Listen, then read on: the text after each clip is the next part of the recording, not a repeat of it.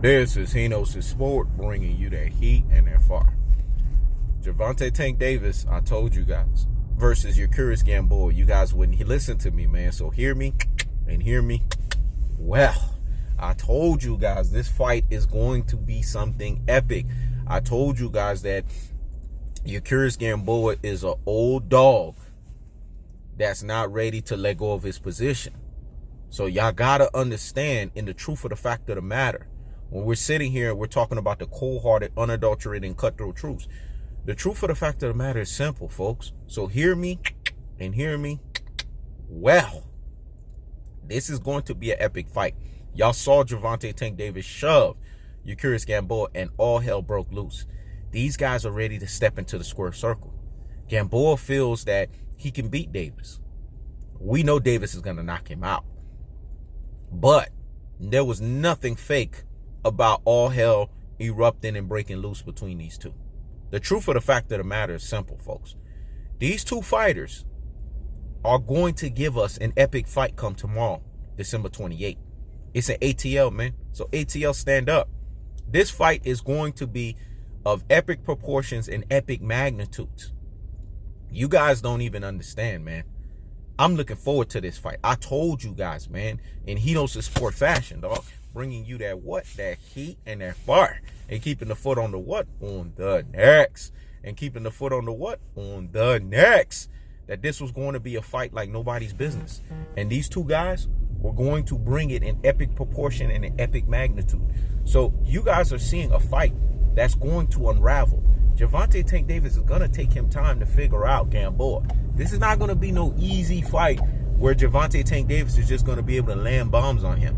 This is not no freaking Hugo Ruiz. This is not no freaking Ricardo Nunez. This is Yuriorkis Gamboa, a guy that has an amateur pedigree and a Cuban background like nobody's business. I told you, these Cuban fighters are not lay-down fighters. Before Deontay Wilder threw that sledgehammer in the 7th round, he was technically getting outboxed by Luis Ortiz. So you got to give these Cuban fighters with amateur background pedigree credit. You know, he knows the sport. I always keep that same energy, dog. Let me say it again. I always keep that same energy. And keeping that same energy, in keeping the same energy fashion, I got to call a spade a spade. And Gamboa got power. Last time I checked in boxing, the last thing that goes is your power. Gamboa is going to give Tank a fight. Tank, this is a good step-up fight for him. This is why I'm trying to tell people. When you hear classic dose and troglodyte say Stank Davis, no, you are the one that's stank looking. There's nothing stank about Tank and his style. He's Mike Tyson meets Roy Jones. That's what he is, a mini package of a Mighty Mouse. So when people call Gervonta Tank Davis Stank Davis, that's because they are insecure and miserable in their own lives. That's the truth of the fact of the matter. Gervonta Tank Davis is a man with confidence, purpose, and an abundance mindset. He's a black man that's comfortable in his own skin. And the fact that another black man will call him Stank Davis, that's that house Negro mentality on Django. Let me say it again. That's that house Negro mentality on Django. House Negroes, that's their thing. They always want to report back and say, yes, master. They always got something against, you know what I'm saying, the Kunta Kintes of the world.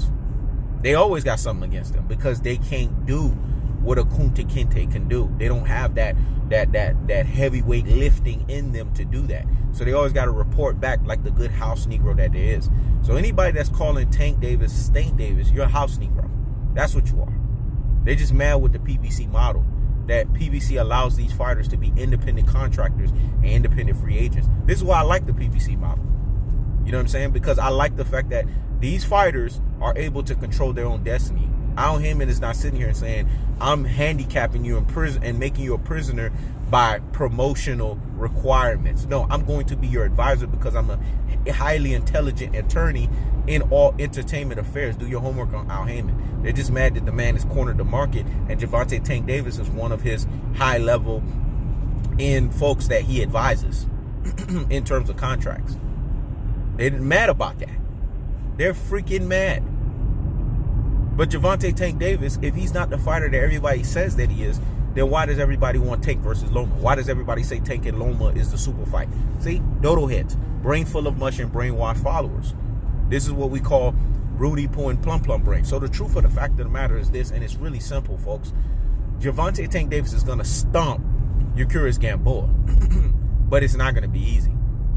I got it by, I'd say, 8th round KO or TKO stoppage. It's going to take Gervonta Tank Davis 8 rounds to figure this motherfucker out, because he's fighting a fighter, like I said, that's on his last leg, and he's going to have to be put to sleep the hard way.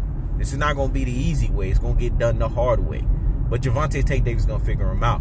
I told you, what he's going to have to use, the keys to victory, is pull counter, dog. He's going to have to use that, because pull counter movements have been effective against Yuriorkis Gamboa. This is a high-level countering ability that can nullify a guy who can box. This is what Gervonta Tank Davis is going to have to do. Use lateral movements, step in and step out, side to side, give us that Bane Batman type movement, man. Y'all seen Dark Knight Rises. Y'all seen when Bane and Batman was hitting each other laterally.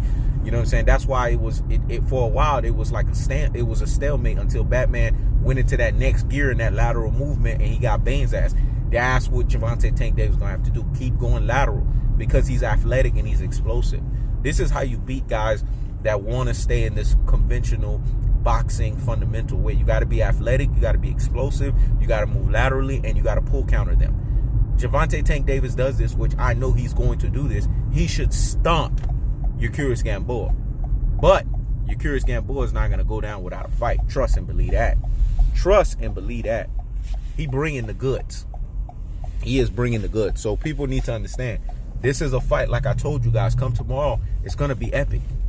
Because you got two warriors that, as you saw in the weigh-in, they let you know. The weigh-in let you know how this fight is going to go, man. It's going to be a toe-to-toe fight for the first 5 to 6 rounds. And then by round 7, you're going to see Gervonta Tank Davis pull away. And then round 8, he's going to stop him. That's how I see this fight.